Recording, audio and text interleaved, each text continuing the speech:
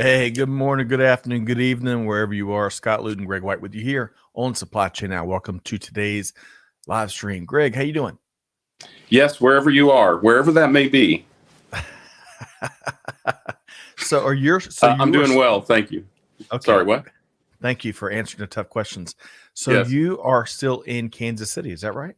Yeah, in fact, not just for football. So Okay.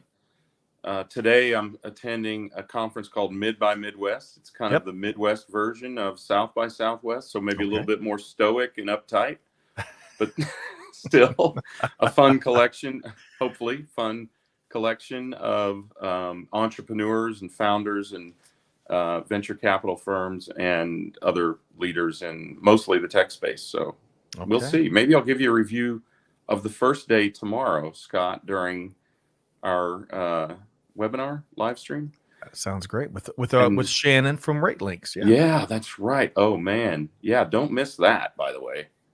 It's gonna be good stuff. Yeah.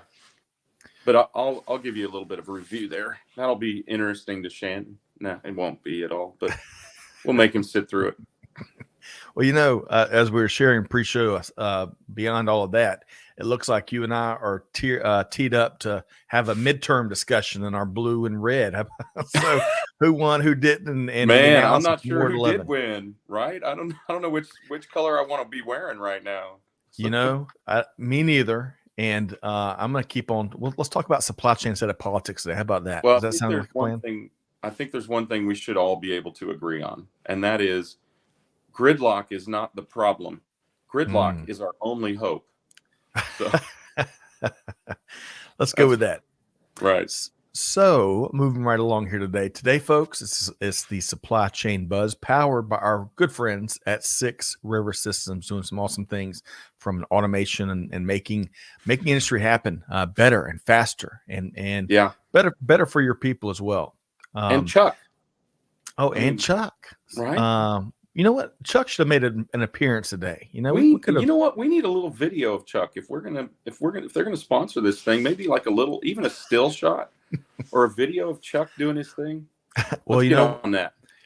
Well, Greg, with lots of reliability, folks can learn more about 6 River Systems at 6river.com, and I'm sure you'll have plenty of videos there about Chuck in action. So, we're gonna say hello to a few folks in just a minute. Again, today is the Supply Chain Buzz coming at you every Monday at 12 noon Eastern time, where we walk through some of the leading stories across global business, and we give you our take, whether you like it or not, sometimes. So, he's talking about my take, folks. Greg, on the money. Man, you are on the money today. Well, hey, folks, I want to share a couple of quick announcements, and then we're going to say hello. I see Jonathan and Shelley and Noor and many others. All right, so first up, folks, y'all may know the U.S. Bank Freight Payment Index for third quarter 2022 came out a few weeks back. Tons and tons of insights on the domestic freight market, right? Really looking at shipping volume and spend. And you know what, Greg, some of the best news out there is it's free. It's free to sign up and get it emailed to you each quarter. You go to freight.usbank.com and you dive in, and you'll be smarter from having read and reviewed this quarterly report. Greg, your favorite part about the Freight Payment Index? Well, I mean, in these volatile times, it's good to see what has happened, and also don't review of this and see what real practitioners who are facing the same issues that you are taking from this and using to improve their businesses. And I think the other thing you got to think about is in these inflationary times, anything that's free, go and get it, just in case you can sell it on eBay or something. Very true. That's a great strategy, right? Greg. Get the free stuff. Well, hey, it just makes you feel better to get some free stuff after you've been to the grocery store. My word, man, you're not lying. Again, I can't get over butter. Butter's up 27% over last year, and you put butter on everything in your Thanksgiving meal. Eggs are in my view right now. Eggs. Yep. Cannot believe how much it costs. Well, we're going to do so next Monday. the Monday before Thanksgiving, we're going to do a Turkey Day analysis of what this meal looks like for 2022 in terms of cost. Some folks will be financing Thanksgiving dinner. Yeah. Right. Okay. So let's move right along. I want to share with that said, right? So we've been talking about this LinkedIn newsletter for, probably about 3 months now. It drops every Saturday morning. It's really meant to be an aside other than all the stuff we already put out there from a global supply chain perspective. Here, we talked about one of Greg and I's, our favorite things, Oreos, and really this kind of a little bit of the story behind it, as well as some of the supply chain leadership behind it. Now, two quick comments, Greg. First off, many folks may not know that Oreo was really launched as the knockoff. Thank you. A knockoff brand. It was at the Hydrox. Yeah. The Hydrox dominated the market at the time. Back in the early people have bad taste in the 1800s. Oreos are way better than Hydrox. So the Oreo cookies were launched, I think, 1912, and it took them until about the 50s to really, catch up revenue wise. And then, as you may know, the Hydrox was eventually discontinued because Oreo dominates, is becoming a legend. But the other thing, Greg, is Sandra McQuillan, the Chief Supply Chain Officer at Mondelez International, which is who holds Oreo product and brand here for the last probably 10 years or so. She is retiring, Greg. And I got to tell you, one of a kind. She's a Hall of Famer in our book, right? Yeah, the supply chain world is going to miss her, but it's hard earned. And it's time for her to relax a little bit. So we won't stop calling her, will we, Scott? But we'll probably stop having her on the show. They've named her replacement. Forgive me, I read the article, but I cannot remember his name. I do know that he was way up in her organization. So, and of course, what a great leader and teacher of humans she was. So I feel like the company's in good hands. They've done a fantastic job in a really volatile time. They had their challenges like anybody else, but they did a fantastic job in a really volatile time. I think it took a lot out of a lot of people, and Sandra in particular. This company is strong. They'll survive. Yes. And, Sandra's going to get some rest, which is good. Absolutely. And speaking of her being a wonderful teacher, she's had several master classes here at Supply Chain Now. This quote came from one of her last ones. You can be as technically brilliant as you can be, but if you can't make it work with other people, then what's the point? So well said there. There's so many of those other. She had a come on down statement, and I think the very first show she did on Supply Chain Now, right? So if you want to get involved in everything that's going on in supply chain, that was what, 2016 or 17, something like that. Come on down. Yeah, I love that spirit. A dynamo, a tightening industry, and we're going to keep our finger on the pulse of what will be next. But as Greg suggested, hopefully she can unplug and take a deep breath because of all the mountains she's been moving for quite some time. Okay, finally, folks, join in. We invite you to join in our efforts, leveraging logistics for Ukraine. As we've talked about here, and we try to keep a finger on the pulse of true outcomes, over 500,000 pounds of targeted humanitarian aid has already made it across to Ukraine and Poland in that area for families in need that really need it. What drives those efforts is a monthly planning session. The next one is tomorrow, November 15th at 11 a.m. Eastern time. We're dropping a link in the chat. We'd love for y'all to just come. Even if you can't, you're not in position to give, come and hang out, collect some market intel of what's really going on there. And if you can, you are in position to donate anything. I'm sure Enrique and the Vector Global Logistics team will put it to work. Greg, your quick comment here about this initiative. Well, I got to tell you, since we did touch on the midterms, I think if there was anything that I took away is that the American people are willing to stand by Ukraine. There was a lot of talk about not continuing the effort to stand by Ukraine. I think it's as important for us to send Russia a message. One of the most corrupt and dangerous governments on the planet, as it is to stand by Ukraine. Because if we don't stand by Ukraine, we don't know who's next, but there will be a next. So I think it's important, right? And they've had some good news there, right? The Russians have pulled out or pulled back from Kherson. I'm not sure I'm not saying that right, but so there's progress being made for the efforts that we're providing, and I think it's huge. And this is just a small way of doing it, right? And there are a lot of humans who are giving up time from their in Ukraine and outside of Ukraine who are giving up time from their business and their lives to get all these materials to people in need. So that's right. Totally worthwhile. Definitely. So again, that's tomorrow at 11 a.m. Eastern time. The link to join is in the chat, and there's no requirement. You can come, leave your video off, leave your mic off, and just listen and absorb the information. That's perfectly fine. But we invite you to join our efforts. Okay. On a much lighter note, folks, you're in for a treat today, because not only are we going to talk about Russia, we're going to talk about China, two of Greg's favorite topics, and it always provides must-see TV. So y'all get ready. All right. So let's say hello on that note, Greg, to a few friends here that are tuned in. Hey, Jonathan, great to have you back. Go Tigers. As LSU Tigers are SEC West champs. How about that, Greg? Wow. Is that official? I guess it is, right? Man, that's pretty impressive. Agreed. All right. So it's looking like it's going to be LSU and Georgia in the Dome. That's going to be a good one. I'm gonna have to separate from you on that day. So congrats, Jonathan. Looking forward to a great game there. Hey, Shelly, great to see you back. Love the headshot. I think we shared that with you last time. I bet it's gorgeous and cold in Colorado right about now. What you think, Greg?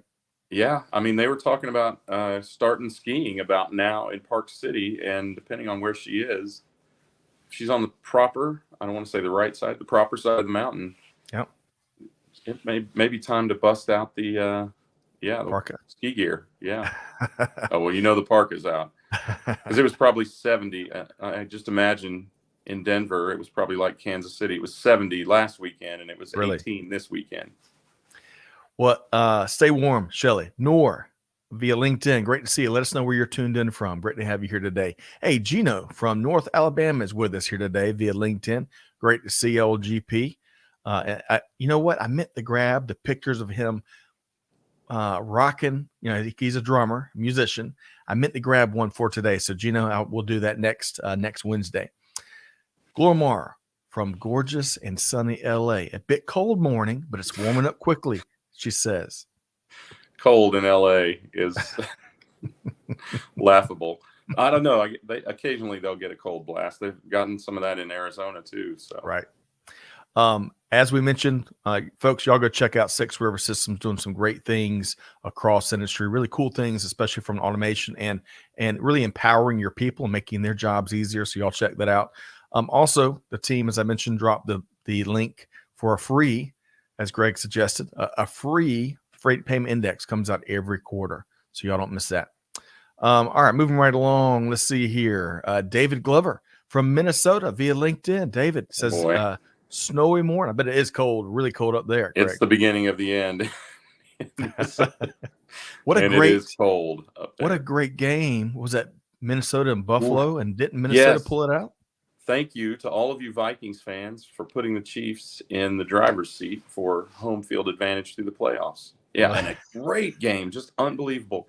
Justin Jefferson, that wide receiver of theirs is unbelievable. Man.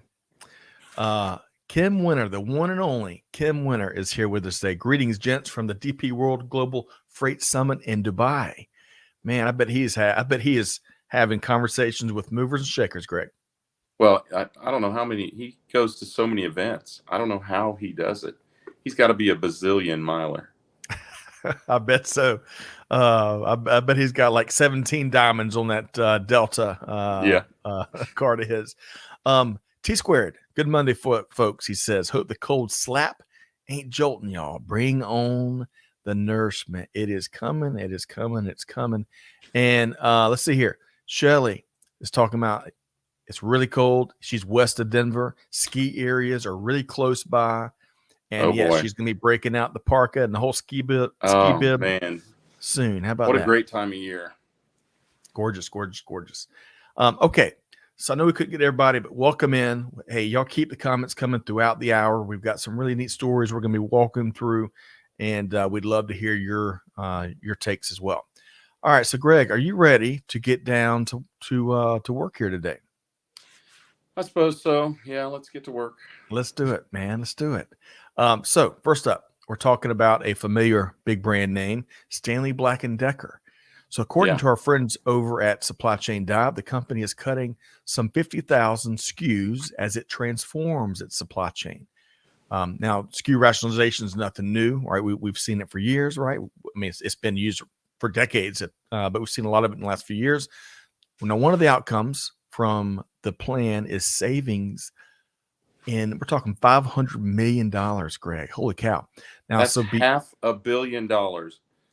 That's a bazillion percent more than the founder of FTX is worth today.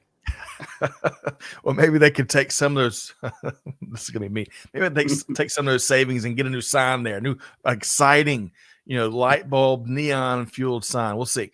But beyond the SKU rationalization and that elimination plan, Stanley Black & Decker is also optimizing its physical infrastructure and distribution network with changes there coming in 2023. So, Greg, I would love to hear your take on Stanley Black & Decker's big plan here. The stunning part for me is that Black & Decker has 50,000 SKUs. That's not parts or components. That's 50,000 finished good products. What the heck could that be? I mean, okay, Stanley, right? So there's all kinds of measuring equipment and other tools and that sort of thing. Of course, Black & Decker power tools, but 50,000 different items. That is stunning, and $500 million worth of savings. My question is, and we may have a Black & Decker exec watching us today. I know we have had in the last couple of weeks. Is where did that come from? And you know what? Maybe we ought to get them on the air, because this is I think this is a really interesting story, and it's practitioner side stuff that I think people could really get some value from. We've talked to Sandra, right, at Mondelez about their dramatic SKU reductions and some other brands. I think it'd be interesting to talk to somebody at Black & Decker. But agreed. I wish I knew how to use more than 7 of all those SKUs there, Greg. But you can use 7. I've come a long way in the last year or two. A screwdriver, a hammer. We were talking pre-show, just to clear everybody in. Amanda, between the two of us, Amanda is much better at working with Stanley Black & Decker tools and hanging stuff and building stuff than I am. It didn't follow me from my dad's genes because my dad's great at that kind of stuff too. But I can do a nail and a hammer. I can use a ruler. But Greg, beyond that, man, it can be challenging. So Scott's specific fear is constructing his new stand-up, sit-down desk. But a lot of those, I mean, let me allay your fear a little bit. Usually they provide you with the tools that you need, and it's almost always 90% an Allen wrench, which is the easiest tool in the world to use. So fear not, good friend. Thank you. You will make it. But I do think this is a really amazing revelation. The other question I have is, why now 50,000 SKUs? Right. And I wonder what that leaves them with. How many SKUs is that? And what has changed so much in such a short time, or did they just sort of reach a breaking point like so many companies have? Yep. But I've always been, not always, since I've no longer been a merchandiser or product manager in retail, right, I've always been an advocate of SKU rationalization. There are just way too many SKUs, and the process of adding them is well more robust than the process of removing them. So I, first of all, applaud them for doing this. And at the same time, I want to know, what are these items and what took you so long? That's right. And to your earlier point, we have had a member of their executive team with us on some previous live streams, making some great contributions. And I'll tell you, Stanley Black & Decker has got quite a track record of performance and continuous improvement. I was on a webinar, probably, Greg, I bet it was 8 years ago, and we were hosting one of their operational executives, and they were talking about their path to the Shingo Prize, which is a prestigious OPEX and continuous improvement type of recognition and award. So we'll see how this shakes out and puts them in better shape to build on that track record. So we'll see. All right. So, Greg, I want to share a couple of quick comments here. Glormar, 42 degrees in LA this morning. How about that? That is cold for LA. Really That's cold. That's cold for any morning of mine at 42. That's a cold morning. In LA, you might have to put on a sweatshirt. Right. Natalie tuned back in from Charlotte. We always enjoy your contributions as well. Great to see you here via LinkedIn. Jonathan, greetings from Montreal. I'm a visitor from Colombia, but I'm seeking new opportunities in the supply chain space. So, Jonathan, hey, welcome here today. Share your contributions, and we'll see. It's good to get cross-pollinated in this group here. Great group here. Now, Amanda says it's true. She didn't marry Scott for his handyman skills. Amanda, oh man, she's just keeping it real this morning, huh? But I mean, look at the skills that you present every single day. That's probably what it was. Thank you very much. Jonathan says there's so many SKUs associated with part record issues. Definitely agree. Greg, part record. What's that mean? Jonathan, clarify for us dummies. Jonathan, expand a little bit more on that. Yeah. Natalie says it's a big number. Going back to the 50,000, the hardware industry is heavy on SKUs. Natalie says she's been with 3 companies that have ranged from 3,500 to 8,000. Yeah. So there are so many sections of a hardware store. I worked with Ace Hardware and True Value and several that don't even exist anymore. Big box stores, hundreds and hundreds of thousands of SKUs in a store. It's hard to believe that one vendor, it's hard to believe that one vendor could cut 50,000 SKUs and have anything left. So yeah. I agree, because there are some, it could be nuts and bolts or washers. All of that stuff adds up real quick. Agreed. Well, we'll see, and we'll see if we can't get more context behind what they're doing over there in the weeks ahead. Okay, Greg, moving right along for the sake of time, I'm going to pull up this story here. This shouldn't surprise anybody really, but I liked some of the reporting and some of the storytelling within it. So as our friends over at Transport Topics reports on reshoring, nearshoring trends continue to pick up the pace.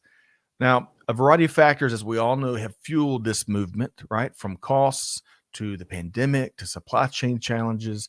Really, you name it. Now, Rosemary Coates was quoted in this article quite a bit. She's the executive director of the Reshoring Institute. So what do you think, Greg? You think she's a big fan of reshoring and nearshoring? Yeah, of course she is.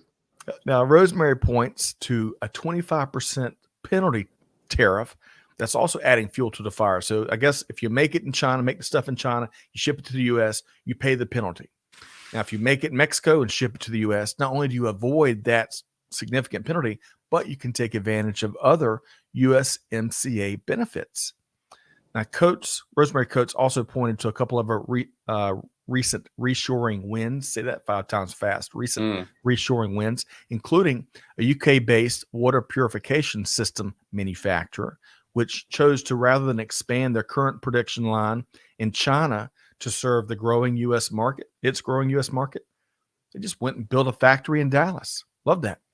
Finally, and Greg, I'm gonna get your take here. John Jansen, you may remember John. Greg, he appeared with us as part of one of the Freight Payment Index shows where we dove into those numbers.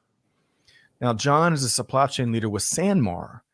Now, he was featured in Article 2 as Sanmar has been making new sourcing decisions, which included setting up shop in Honduras, which is now home to the company's biggest production facility. So, Greg, your thoughts? Well, first of all, I'm not sure that a lot of companies were paying that 25% tariff because they were just dropping the goods in Mexico and then importing them from there, or dropping them in Vancouver and running them over the border, and that avoided the tariff. Now they did have to open another company Ah, to make a transaction, I believe, to do that. I'm sure there were costs. There were certainly costs involved with that. But I see two foundational problems with reshoring. One is the cost of labor, which is approximately between 7 and 12 times the cost of labor in China, even though logistics play into the cost there.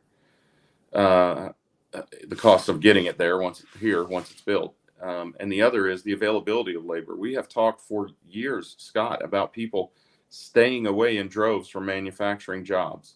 So are we really providing jobs? I don't know.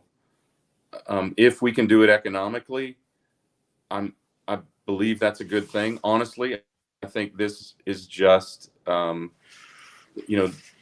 inflation in China has been substantial, and this reshoring thing may just cement the prices at a much, much higher level. And we will have already accepted it by virtue of having experienced inflation. So I'm not sure how practical it is, and I don't feel like it's long-term sustainable. I mean, we'll find other markets. Our labor is too scarce and too expensive here. Mexico is too unstable as a nation. Canada, and a lot of their labor resources are coming here. So I think there are a lot of problems with reshoring. Not to mention, if we have to automate, if we have to do automated production, guess where the robots come from? China. Kelly says that she would pay. Kelly Barner, host of Dial P, and she leads Buyers Meeting Point and team member over at Art of Procurement. Kelly says, I would pay to watch Rosemary Coates, who is brilliant, and Greg discuss the risks of being dependent upon sourcing from China. I'll guarantee you that is at least one thing that we agree on, is we cannot continue to be dependent, at least not as dependent as we are on China. And there are actually opportunities to get lower cost production in Southeast Asia, but there just isn't enough space or enough infrastructure. There's not space or human beings to do the production at the level that is being done in China these days. I just don't know exactly how they're doing it. And China is currently buying Africa, right, which is one of the only other places that there is enough available labor, or even a remote amount of available labor. So it's going to be tough. It is. And you make a great point. Vietnam doing some really cool things here lately to expand their manufacturing base. But what they can't get away from, though, is China's growing influence and maybe call it belligerence. It's maybe tensions. Well, you're right. I'm trying to be too diplomatic. You're being diplomatic. It's real belligerence, Scott. There. Now you don't have to say it. Thanks, man, for giving me the cover. No, but you're right. And that's an 800-pound gorilla in the room. Elephant or gorilla? I don't know. One or the other. Maybe both. Elephant in the room, 800-pound gorilla. Thank you. Sorry, I'm mixing up my metaphors. Yeah, I like that though. It's an 800-pound gorilla riding an elephant in the room is what it is, because China is that big. Well, and they have been already flexing their socio-political, economic, and military muscle. And how's that going to play out in terms of how a lot of these sourcing decisions and how these other markets are gaining some ground? So we shall see, Greg. But it's something to consider, because it will definitely come to the surface soon enough. Well, it is at the surface, right? And China is not going to get better. They just elected their president for life, right? And they don't care about their constituency at all, right? I mean, this is all about governmental power, and their plans go far beyond supply chain or supply or manufacturing, all the way to ruling the planet. So we have to be aware of that. So I want to put something out there, Greg, because I think you and I are very similar in how we view this. You may be a bit more Enthusiastic. Frank, maybe I'll call it. But folks, hey, let us know. Do you agree? Do you disagree? Do you see it differently? We'd love to hear from you. And hey, Yeah. if you disagree, I'd love to share that as well. It deserves a nice full conversation, no doubt. I'd love to hear that there is some way of dealing with China that could be positive. Agreed. And by the way, changing gears here, but Noor, I appreciate you sharing some information with Jonathan. Talking about how supply chains totally changed after COVID-19, as Jonathan from earlier was looking for new roles in the world of global supply chain. So one of our favorite things is seeing kind of the conversations amongst the skyboxes and the comments, folks helping each other out. The biggest thing that's changed about supply chain is people know what the heck it is, right? That is for the better or for worse. Right. That is right. There's no hiding, as Greg White likes to say. Yes. Okay. So I want to take a quick aside. We love sharing resources here. We've already shared a couple on the front end with the Freight Payment Index and, of course, the Ukraine initiative. And, hey, folks, far beyond, going back to leveraging logistics for Ukraine, far beyond of doing good, right, for people in need, the networking and the market intel gathering that you gain from that certainly helps careers and helps networks, you name it. So speaking of resources, Greg, you and I had a blast on this webinar with our friends at Six River Systems, right? Yeah. It was called How to Solve 3 Common Peak Season Challenges. Now, we went for about an hour with lots of, for whatever reason, lots of music and Led Zepp references throughout the hour. But some of the things we tackled were ways to empower your labor force to increase productivity. And as we mentioned earlier, make their jobs easier, make it more rewarding, and how to more effectively manage these seasonal spikes in demand that keep on keeping on, and a lot more. Folks, we're dropping a link to you to check out this on-demand replay of this webinar in the chat. And Greg, if you remember, I know we've knocked out lots and lots of webinars and live streams and events, you name it, since then. But what do you remember about this webinar with our friends over at Six River Systems?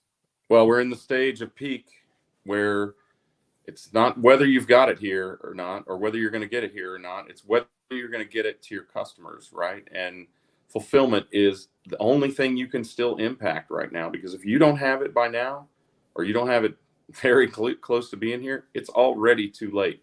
So this allows you to understand 3 ways to tackle the challenges that you face in peak for fulfillment. And I think that's really, really important. As we move through the year, we've tried to stage the things that you need to be thinking about now, right, in the moment, that you can still impact for peak season. And that this is one of them, is how to make your people really, really efficient in the fulfillment exercise. Love that. Looks like we've already dropped the link there. Y'all can check that out and check out the replay. Very practical. There was case studies. I think Crocs was mentioned, some of their work there and some of the results there. So y'all check that out. Greg, what you mentioned there, before we jump back into a couple of stories ago, here at is it top of the hour or the bottom of the hour right now? Bottom of the hour. Bottom. Think about where the hands are facing. Oh, you've told me that before. I'm a slow learner. The big hand is facing the bottom. So it's the bottom of it. That's how I figured it out. So, but something you mentioned a second ago, kind of how we're trying to educate kind of sequentially. It's kind of one of the points you're making. It reminds me of one of my favorite YouTube channels I've discovered for months now. Now I can see Amanda's eyes rolling, and she's around the corner from me. Is it the guy who scams the scammers? No. Oh, that's fascinating. But this is old school soul food, and I can't say that really fast. Chef Jeffrey. Soul food. Yeah. Soul food. We're gonna have to have Chef Jeff on with us. But what he's doing right now, and he's got a massive following. He's got millions of folks tuning in to watch him make cornbread dressing and stuff like that. But right now he's sequentially showing people dish by dish, including some of the basics like real turkey broth and like cheese sauces for stuff you need that for. But he's building over started a week ago, building to teach people how to make the perfect Thanksgiving dinner.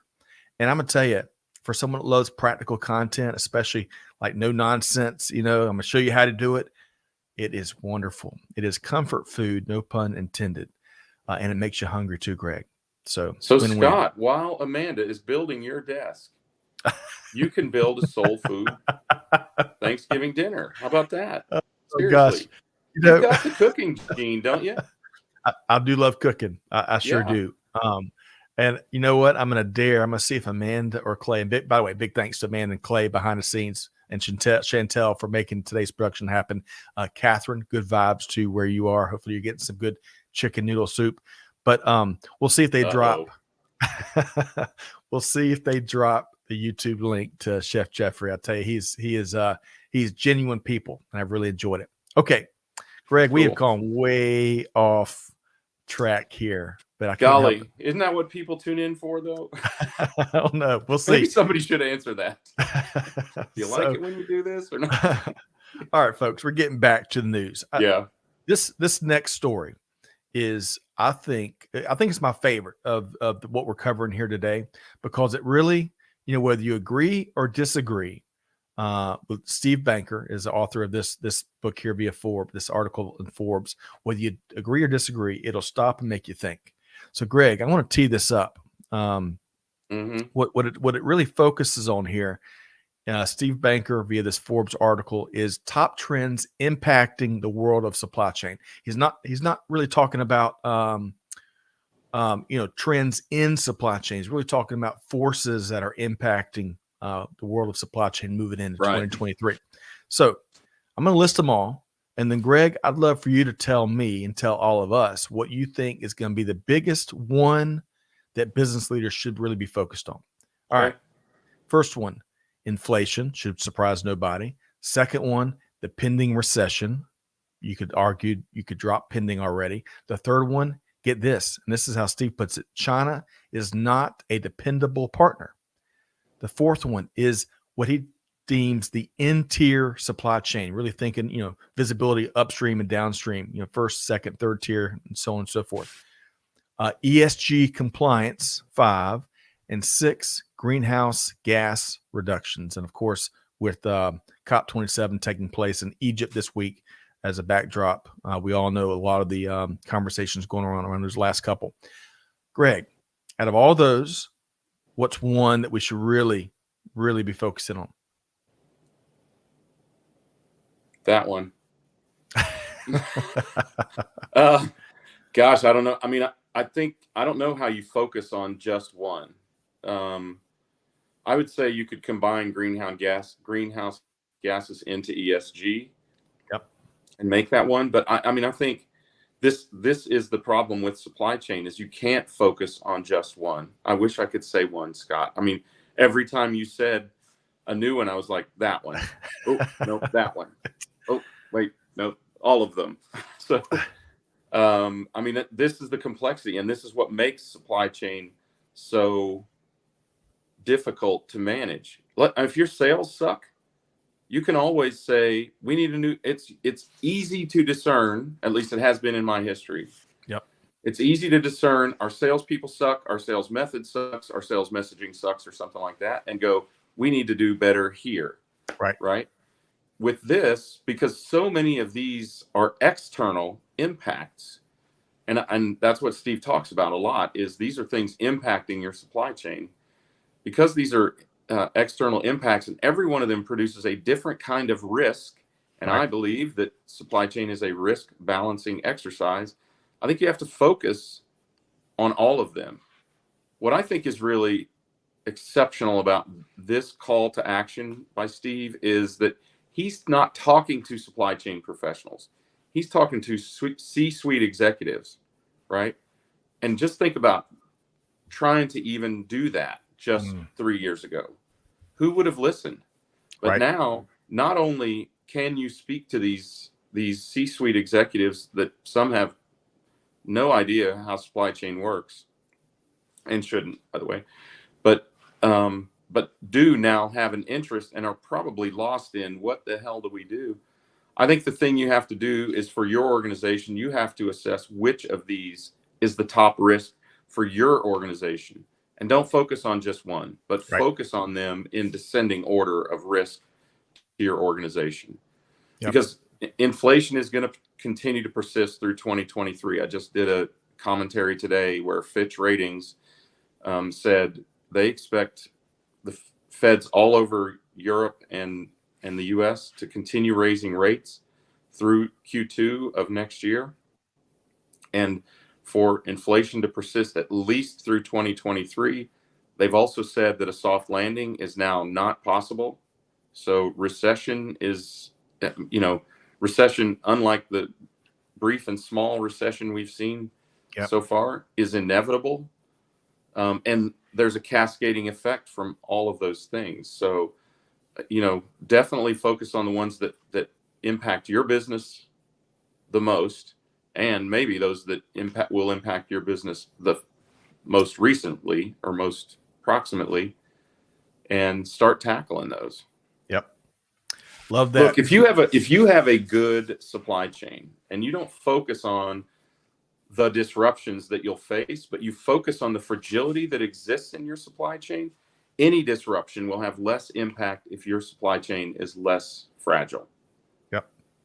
Yep. Whenever you say fragility, I shouldn't, but that takes me straight to the Christmas story, Fragile, as the father unpacks the lamp. I always think of Italian. That. Now, did you know? Yeah. Now, did you know? Not to get too far off, but the Christmas story, they're coming out with a sequel, 40 years later on HBO Max. So that should be available in the next few weeks. So we'll see if it follows in the norm. Is it a sequel or a remake? It's a sequel, I believe. It's it is. Little kid, whatever his name was, grown up. Yeah. Oh. So we shall see. Awesome. A couple quick thoughts. So, folks, again, check this readout. I think this is Steve Banker. If you're not already, you ought to be following him. He writes regularly in Forbes. But you can also check him out across social. They'll stop making you think. He works for ARC Advisory. Yeah, that's right. Yeah, that's good. But a couple thoughts here. I think when it comes to inflation, of course, it's on every, the words in every sentence of every conversation these days because of how palpable and how real it is. But, beyond its impact on global supply chains and companies and business, man, the impact on your people and your workforce. I mean, we really got to keep that front in mind, beyond, years of additional pressure and pandemic, you name it. It's like your people aren't getting a break. So really, keep that context. And then secondly, get what he said here about this China is not a dependable partner. Greg, you were expecting me to really go deep on that. I was. I think we've hit that pretty squarely. We have. I'm gonna share a quote here because you've coined this phrase ABA, anyone but Amazon, which we really have enjoyed. Oh, yes. He says, so Steve Banker says in this thing, he says, quote, when it comes to building new factories, the term ABC is being used anywhere but China. Yeah. End quote. Greg, your quick comment there? Well, I mean, that goes back to the point that we are way too dependent on the most dangerous and corrupt nation on the planet. And they don't want us to succeed. I mean, they are completely self-interested. Their intent, as I said, is to rule the world. And any leverage point that we give them, they will use against us. And believe you me, they are decades ahead of us in terms of their plans, right? So, we think a 5-year plan is long range. They think a 100-year plan is long range. And I can assure you they have them. Yep. Agreed. Okay. So y'all check that out. As Shelley says, not pending in terms of the pending recession. Shelley says not pending. Jonathan says, my favorite comedy show. Jonathan, I think that's a compliment, I believe, but regardless, hey, we love that you're part of our live streams and webinars regularly. Enjoy your contributions for sure. She did it. Amanda or Clay or Chantel, one of them, dropped in old school soul food. Folks, if you love to cook, you're going to enjoy Chef Jeffrey. And let me tell you. I love to watch people cook. Does that count? Oh, definitely, man. Definitely. And it's not the stuff you get at like, I was going to say not name names. The Food Network has become like all personality and all competition. If you like just real cooking and keeping it, straight to, what you're trying to do, you're going to love Chef Jeffrey. What you're saying is you don't need artichoke on everything, or that, no fluff, no crazy personality that has limited real food and chef ability. That's one of my least favorite trends in so much content these days. So y'all check that out. Let us know what you think. Greg, who knows? We'll have to fly down to let's see here. He's in he's in Katy, Texas, I think is where he is Katy, based. Texas. No kidding. All right. So next, Greg, getting back to supply chain. This was a really interesting read, and we don't have time to take a full dive into what really a big topic here. But the Wall Street Journal was reporting on the EV global takeover. Goodness gracious, it's like been overnight. It feels like. And some questions, though, that it's creating, including the main one that you see here on their headline, is the supply chain up to it, meaning up to serving this new industry.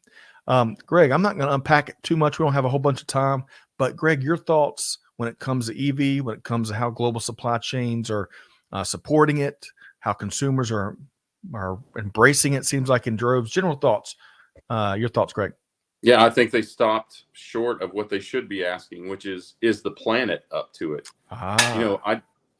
My assessment is that we are trading one destructive fuel and storage source for another one. This is physically destructive. It is physically destructive to mine lithium, to mine rare earth minerals, right? And things like cobalt and all of those things that have to go into these devices. And we're forcing nations in North America to do it domestically where our supply doesn't match. There's a commentary, I'm sorry, I did it a week or two ago, where the head of this initiative for the United States of America says, we don't hold any of these resources.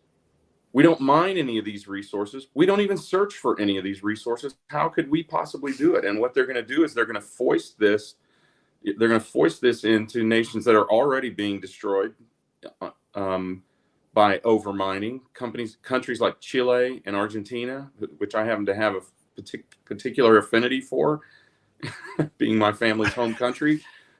I'd love to not see it scraped off the face of the planet. But most people don't care because they're third world backwaters that nobody really cares about. And we have long done egregious levels of mining of materials down in those countries, and it's been hugely destructive. They are like the West Virginia of the Americas, right? We've allowed West Virginia to destroy in many places their landscape to search for coal. Right now, all we want to do is just ship that overseas so we can feel better about EVs. And I think there is a way to do EVs. There is a way to do the materials that are necessary for them, or to develop materials that could substitute for these materials, which I'd much rather see, including the storage materials like lithium. And I believe that there are some initiatives underway, and we need to focus more on that than continuing to scrape the skin off the face of our planet when what we're trying to do is save the planet. I just think that's, is the supply chain up to it? Isn't even the right question. That's right. Way too low level of a question. Is this planet up to it? Is the question. And the answer is unequivocally no. So how do we really make this sustainable and feasible means of shifting away from fossil fuel energy production and storage? Outstanding. That's what you wanted about China, but you got it on this. I'll take your goodness. They just asked the wrong question. That's just, it's not a supply chain question. Of course, the supply chain can go strip the mountains of Chile to their bare bones. Of course, we can do that. But should we? Is the question we ought to be asking. Yeah, great point. And all of that you say, all the damage, while consumers are thinking they're doing the right thing for the economy, when actually it can be the opposite. Yeah. So a couple quick thoughts for context. Again, y'all take a read for yourself. We've dropped a link in the chat. Wall Street Journal, it's a good read. But get this. Did you know, Greg, there's 20 moving parts for EV vehicles versus 200 or more in an internal combustion vehicle. Electronics, twice as many semiconductor chips in the EV versus internal combustion. Some 13, the way the article couched it, 1,300 versus 600. Guess who holds 75% of the stores or the whatever earthly access to those kind of components? China. Wow. Right? You can't get semiconductors without going through China. Well, and that deserves its own show. What's going on between the U.S. and China and semiconductor and the position it's putting companies around the world in, and how some folks are getting around some of the new requirements and policies. We'll have to save that for a whole another conversation. But I think one of the interesting things, and this is really young and immature industry. Some folks may not think that the automotive industry, as we know it, at least what's gotten us here today, is what 100 years old, 110 years old, roughly. I mean, it's had forever to build the infrastructure and to build supply base and how business is done, how cars are put together and sourced and all that stuff. It's going to take, to Greg's point, it's going to take a lot of time for this industry to figure out how to do things sustainably, reliably. First off, just reliably, kind of going to the thrust of the gist of the article. But to Greg's point, how can we do it truly and have it be a whole different game changer from oil and gas and internal combustion and all that comes with? So, Greg, a lot more to come on this story. I love your perspective. Folks they're not thinking of what these EV battery, all these batteries and what it's doing to places around the world. We got to think about synthetics, right? We've got to think about synthetics. That is the solution. Yep, agreed. Let me tell you something else about batteries. As a consumer, I was in a big do-it-yourself retailer over the weekend, and I had to get some batteries. All I need is like 2 or 3 C batteries. They don't sell any batteries in small. You got to buy like 20 batteries at a time these days. That's where we are with C, 9 volts, AA. It doesn't matter, does it, Greg? Greg, have you seen this too? Yeah, this is not unlike what the automotive companies, the OEMs, have done.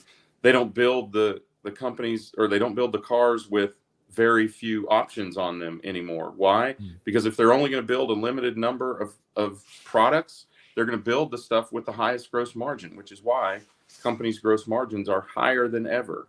Right. And why, Scott, you will have a year's supply of C batteries. That's true. It's true, folks. I'm going to the black market with C-level batteries. If you need some, let me know. I got it sourced. He'll split the pack for you. Right. That used to be business back in the day. I'm sure it still is. All right, a couple of quick comments as we wrap up today. Shelly's going back to you were talking about all the mining because we don't have it today. She says, "Yep, that's right. It's an illusion, and hope those kids can mine faster." Yikes! And Shelly, that's a great comment because of what she's implying and what Greg is implying is in certain parts of the world, that's exactly who's doing the mining.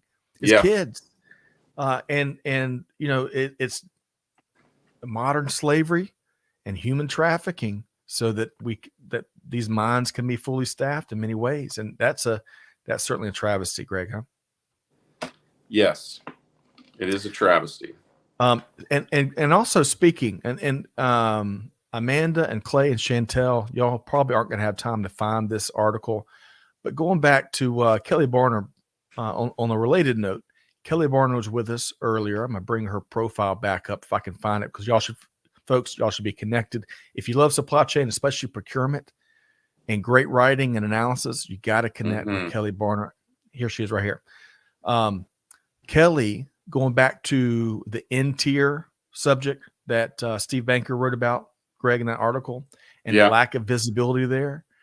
Well, that's one of the many reasons why human trafficking, modern day slavery, why it can exist, because we don't have enough visibility, and business leaders aren't asking oftentimes the tough questions to get that visibility into what your suppliers of your suppliers of your suppliers, how they're making stuff.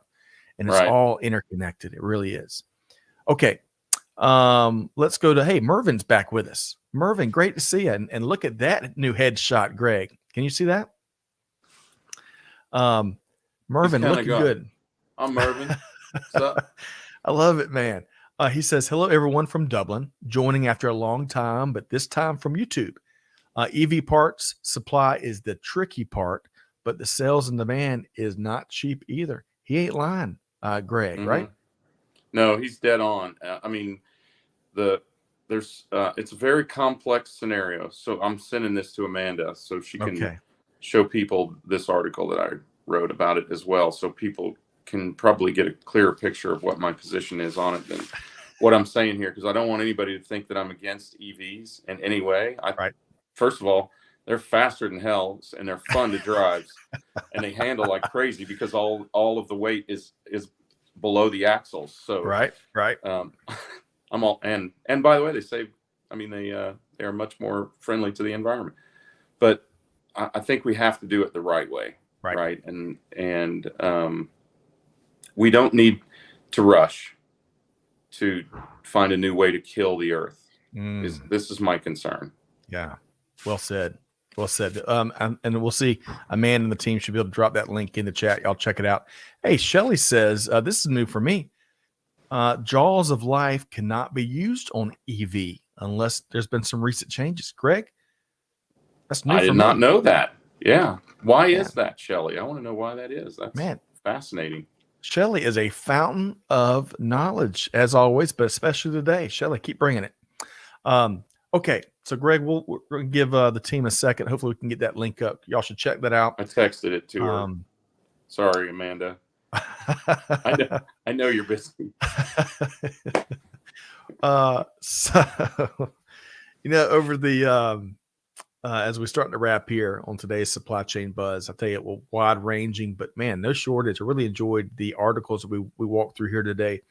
I saw over the weekend, of course, as the FTX story has unraveled. You and I chatted a little about that over the weekend.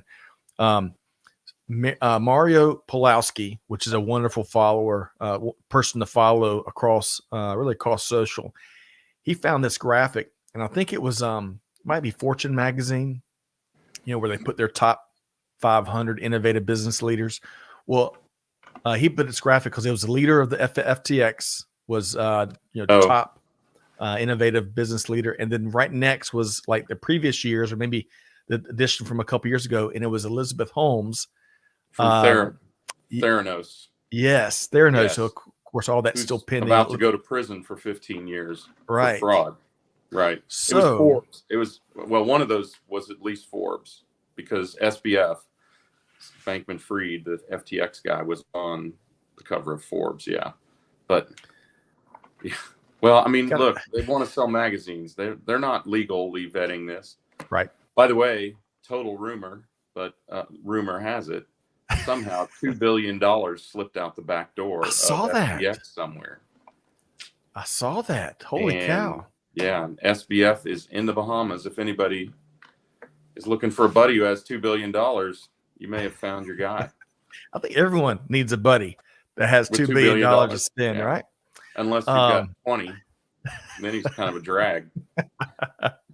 Well, folks, what an outstanding show here today. Really enjoyed it. Greg reporting from the road there in Kansas City as the Chiefs knocked off. Who did the Chiefs knock off anyway this past week? Jacksonville. We tried to give them the game in the first half, and they wouldn't take it. So we decided to stomp their guts out. Yeah. Shame on them. But and again, thank you to the Vikings. Always a big Vikings fan. Feel a little bit bad about winning our first Super Bowl against the Vikings, but you'll get another shot, I think, and it may be this year. They'll good. Get another shot. That's right. All right, so folks, really have enjoyed. Thanks everybody for tuning in and contributing. Some great comments. I know we couldn't get all of them here today, but y'all keep that good stuff coming. Be sure to check out a great on-demand webinar, How to Solve 3 Common Peak Challenges, from our friends at Six River Systems. Of course, the link is already in the chat. You'll enjoy that.